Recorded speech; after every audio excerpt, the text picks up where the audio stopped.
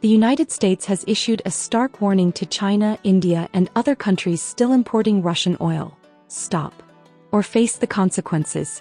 Under President Donald Trump, the U.S. is threatening secondary tariffs, up to 100%, on exports from countries doing business with Russia's energy sector. It's part of a high-stakes bid to pressure Moscow into ending its war in Ukraine. Unlike traditional sanctions, secondary tariffs don't target Russia directly.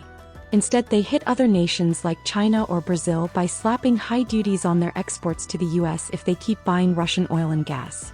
The goal? Make it too costly for these countries to keep doing business with Moscow, and cut off Russia's oil-fueled war chest. President Trump has set a 50-day deadline. If Russia doesn't make significant moves toward peace in Ukraine, the tariffs go into effect. China is the top target, the largest buyer of Russian oil.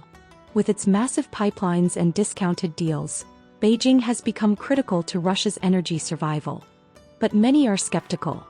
Enforcing these tariffs could send global oil prices soaring, spike inflation, and provoke retaliation from China. Similar threats in the past, like those on Venezuela, often went unenforced once economic risks piled up. The tariffs won't just hit China.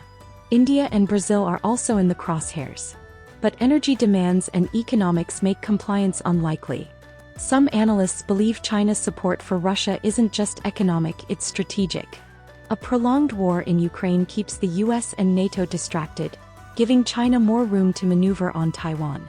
China is also studying the war closely, learning from Russia's failures and Western responses to prepare for a potential conflict over Taiwan. And it's not just oil. China continues exporting dual-use goods, items with both civilian and military uses, to Russia, fueling its war industry. Despite Western sanctions, exports surged again in late 2024, showing China's intent to quietly keep Russia supplied. The EU and UN have stepped up too, targeting Chinese entities tied to military shipments and demanding stricter export controls. But enforcement is tough. Many shipments slip through smaller banks and hidden trade routes.